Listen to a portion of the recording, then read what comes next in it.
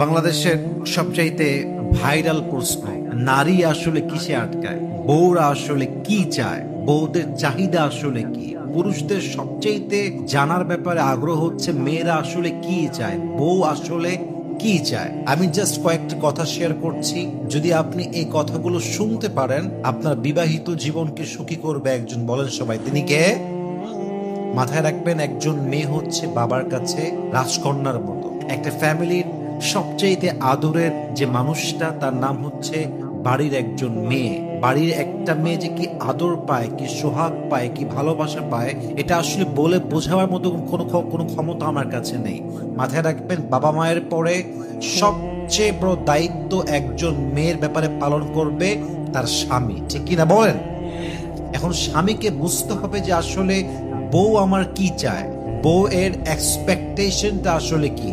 যদি আপনি আপনার বউয়ের চাহিদা না বোঝেন, যদি আপনি আপনার বউয়ের মেন্টালিটি না বোঝেন, তার পার্সোনালিটি না বোঝেন, তার এক্সপেকটেশন না বোঝেন, তার কখন কি দরকার, কেমন করে দরকার, কি প্রয়োজন, এটা যে স্বামী বুঝতে পারে না, সেই স্বামী কখনো তার ম্যারিড লাইফে হ্যাপি হতে পারে না, ঠিক কিনা বলেন?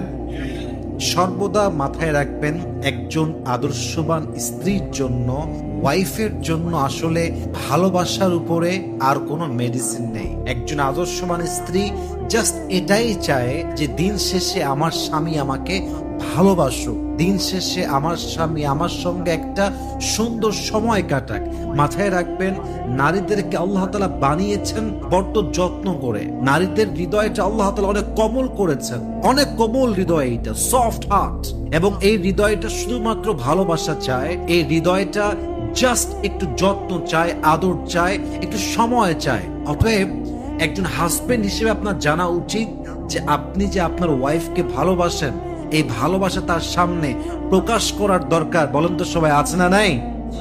এটা বড্ড প্রয়োজন। চার মাযহাবের ইমাম আহমদ ইবনে হাম্বল রাহমাতুল্লাহি আলাইহি, উনি ওনার সন্তানকে বলেছিলেন, তুমি যদি তোমার হ্যাপি ম্যারিড লাইফ লিড করতে চাও, সাংসারিক জীবনে সুখী হতে চাও, তুমি যে তোমার বউকে ভালোবাসো, এই কথা প্রকাশ করতে কখনো কার্পণ্য করবে না। সুবহানাল্লাহ পড়বেন না আপনারা সবাই? তো এটা দরকার, এটা বুঝতে হবে। মাথায় রাখবেন, যেই মেয়ে ভালোবাসা চায় না, জাস্ট টাকা চায়, বাড়ি চায়, চাই স্বভাব, ডিমান্ডি স্বভাব, এই মেয়ে যাই হোক আর না হোক, এই মেয়ে আদর্শবান স্ত্রী কখনোই হতে পারে না, ঠিক কিনা বলেন? তো বইয়ের জন্য ভালোবাসার রোল প্লে করবেন, বইয়ের সামনে বোঝাবেন যে আমার লাইফে ভালোবাসার মানুষ বলতে একজনই বুঝি, এবং সে একজনটা আমার বউ, অন্য আর কেউ নয়, ঠিক কিনা বলেন? সরকার যাবে, সরকার আসবে, বাট আমার লাইফে সরকার একটাই ছিল, একটাই আছে, একটাই থাকবে, তার নামই হচ্ছে আমার বউ, ঠিক কিনা? এটা হচ্ছে ভালোবাসা প্রকাশ করার একটা নমুনা। এবং আমি আরেকটা কথা বলতে চাই, যেই মেয়েদের মাঝে, এটা আমি বলতে খুব ইতস্তত করছি, আমি feeling so shy, but I think this is my responsibility that I should talk about on this matter, আর I must have to be clear on it. ব্যাপারটা হচ্ছে এরকম, দেখেন, যে আপনি যদি বুঝে ফেলেন যে আপনার ওয়াইফ আসলে ভালোবাসার পাগল নয়, টাকার পাগল, বিশ্বাস করেন, একজন হাজবেন্ড যখন বুঝে ফেলে যে আমার ওয়াইফটা টাকা চায়, গাড়ি চায়, লাক্সারি লাইফ লিড করতে চায়, শপিং এর পাগল, আসলে তার কাছে ভালোবাসা, ফিলিংস, ইমোশন তার কোনো মূল্য নেই। মাথায় রাখবেন, পুরুষ এটা বোঝার পর থেকে, পুরুষ চাই বিশাল পীর হোক, পুরুষ চাই বিশাল বড় হুজুর হোক, যত বড়ই হোক না কেন, পুরুষ যখন বোঝে আমার বউ ভালোবাসার প্রতি নয়, টাকার প্রতি আসক্ত, পুরুষ তার বউকে চুল পরিমাণ আর কখনো ভালোবাসতে পারে না, ঠিক কিনা বলেন? এই জন্য মেয়েদেরকে বলবো, ভালোবাসার এক্সপেকটেশন রাখবেন। টাকা পয়সা তো যাবে আসবে, ভালোবাসাই হচ্ছে চিরস্থায়ী বিষয়, ঠিক কিনা বলেন? আল্লাহ প্রত্যেকটা যুবককে তার স্ত্রীকে মন থেকে ভালোবাসার তৌফিক দান করুক, পড়েন সবাই আমিন। 2 নাম্বার, একজন ওয়াইফ চায় আমার হাজবেন্ড হবে most caring, most loving and the responsible man. একজন স্বামীর সবচেয়ে বড় রোল হচ্ছে তার স্ত্রীর জন্য দায়িত্বশীল আচরণ করা, যত্নশীল আচরণ করা। বউয়ের কখন প্রয়োজন, কি প্রয়োজন, বউ আমাকে বলতে হবে না, বউ বলার পূর্বেই আমি এটা প্রোভাইড করব। তার বলার পূর্বে যখন আমি দিয়ে দিব, তখন এটা প্রমাণ করবে যে আমি জাস্ট হাজবেন্ড নই, আমি একজন দায়িত্বশীল স্বামী, ঠিক কিনা বলেন? অনেক স্বামী আছে দেখবেন বিয়ের পরে বউকে ফেলায় রেখে দেয়, খোঁজ নাই, খবর নাই, কি লাগবে, কি প্রয়োজন।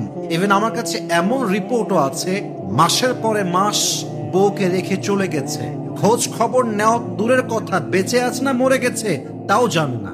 অথচ স্বামী স্ত্রীর সম্পর্ক এখনো অটুট আছে, বৈধ আছে, হালাল আছে, কিন্তু খোঁজ খবর নেই। বাংলাদেশে এরকম অনেক সংসার আছে যে সংসারটা জাস্ট সামাজিক ভাবে টিকে আছে, জাস্ট চার দেওয়ালের মাঝখানে থাকে। স্বামীর হৃদয়ে বউয়ের জন্য ভালোবাসা নাই, বউয়ের হৃদয়ে স্বামীর জন্য ভালোবাসা নাই, জাস্ট সমাজের দিকে তাকিয়ে, বাচ্চার দিকে তাকিয়ে হাজারো স্বামী স্ত্রীর সম্পর্ক জাস্ট নামে টিকে আছে, কাজে তার কোনো অস্তিত্ব নেই। ঠিক কিনা বলেন?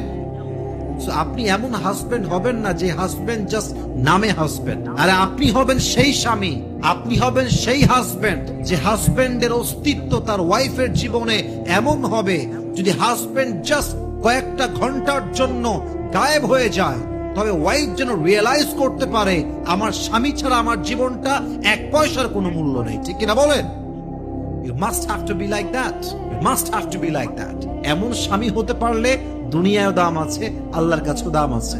এমন অনেক স্বামী আছে দেখবেন যে ওই স্বামী বাসায় না থাকলে ওয়াইফ খুশি হয়। রাগ করবেন না, আমার কথাটা বাস্তব কথা বলছি।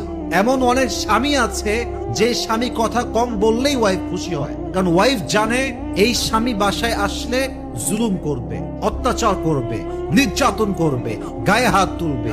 ইভেন অনেক ওয়াইফ তো দোয়া করে যে আল্লাহ স্বামী যেন বাসায় ফিরে না আসে, বাসায় না আসে। এটা এই জন্য নয় যে স্বামীকে ভালোবাসে না, এটা এই জন্য কারণ তার স্বামী এটা কোনো মানুষের বাচ্চা না, এটা জানোয়ারের বাচ্চা। ঠিক কিনা বলেন? এরকম অনেক স্বামী আছে, এটা আপনি জানেন না, অনেক স্বামী আছে। এজন্য স্বামী হিসেবে you must have to be responsible, you must have to be caring. যত্নশীল পুরুষ হচ্ছে পৃথিবীতে সবচেয়ে দামি পুরুষ। একজন আদর্শবান স্ত্রীর কাছে টাকাওয়ালা পুরুষের চাইতে, বড়লোক পুরুষের চাইতে যত্নশীল পুরুষের দাম হাজার লক্ষ কোটি গুণ বেশি। কারণ একজন আদর্শবান স্ত্রী জানে যে টাকাওয়ালার কাছে আমি হয়তো বা ভালোবাসার মূল্য নাও পেতে পারি, বাট যে যত্নশীল সে আমার ভালোবাসা, আমার যত্ন, আমার আদর, আমার মায়া, আমার যে এক্সপেকটেশন সেটাকে এত ভ্যালিউ দিবে তার কাছে থাকলে এটা আমি ফিল করতে পারবো আমি কোনো সাধারণ নারী নই, আমি একজন প্রিন্সেস, আমি তার জন্য একজন রাজকন্যা। ঠিক কিনা বলেন? She will feel like this, she will feel like that. So এজন্য রেসপন্সিবল হবেন, যত্নশীল হবেন।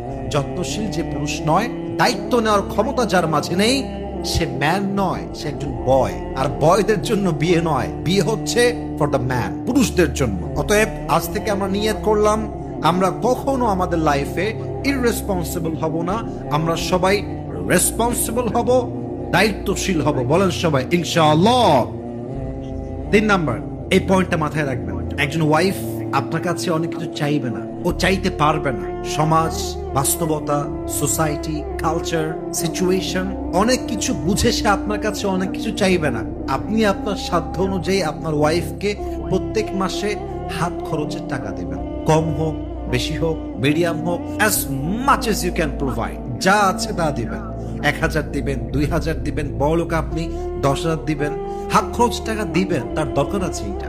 অনেক সময় আপনার দেওয়া হাত খরচের টাকা ওয়াইফ জমায় রাখবে এবং সেই টাকা দিয়ে আপনার ওয়াইফ আপনার বিপদে সাহায্য করবে, এটা নামই হচ্ছে ওয়াইফ। ঠিক কিনা বলেন?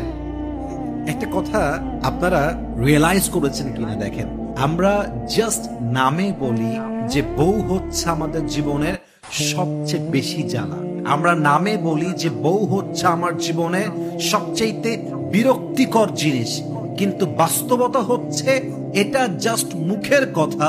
বিপদে পড়লে, কষ্টে পড়লে, অসুস্থ হলে, রোগী হয়ে গেলে, বিছান ধরা হয়ে গেলে একমাত্র বউ ছাড়া আশেপাশের কাউকে হারিকেন দিয়ে খুঁজে পাওয়া যায় না। ঠিক কিনা বলেন? আপনি যদি আপনার ওয়াইফকে হাত খরচের টাকা দেন, এটা আপনার জন্য লাভ, তার জন্য লাভ। কখন কোথায় লাগবে, কেমনে লাগবে, এটা কে জানে। অতএব ব্যক্তিত্ব বোধ হচ্ছে দিবেন। আচ্ছা, আমি বলছি না লাখ টাকা দিবেন, আমি বলছি দেন, 1000 দেন, 2000 দেন, বাট তাকে একটা হাত খরচ দিবেন। কারণ আপনার ঘরে আসার পূর্বে সে তার বাবার রাজকন্যা ছিল, আর তার বাবা তাকে এত কিছু দিয়েছে যা তাকে বলতে হয় নাই, তার বাবা নিজের থেকেই দিয়ে দিয়েছে। ঠিক কিনা বলেন? এটা খেয়াল রাখবেন। হাত খরচ টাকা দিবেন বউকে, চিপটামি করবেন না। অনেক স্বামী আছে, হ্যাঁ, 1 নাম্বার হারকিপটা, হেবারা সব জায়গায় টাকা বের হয়, আর বউ চাইলে বাহানা শুরু হয়ে গেল, আর এই সমস্যা ওই সমস্যা, मैं गरीब हूं।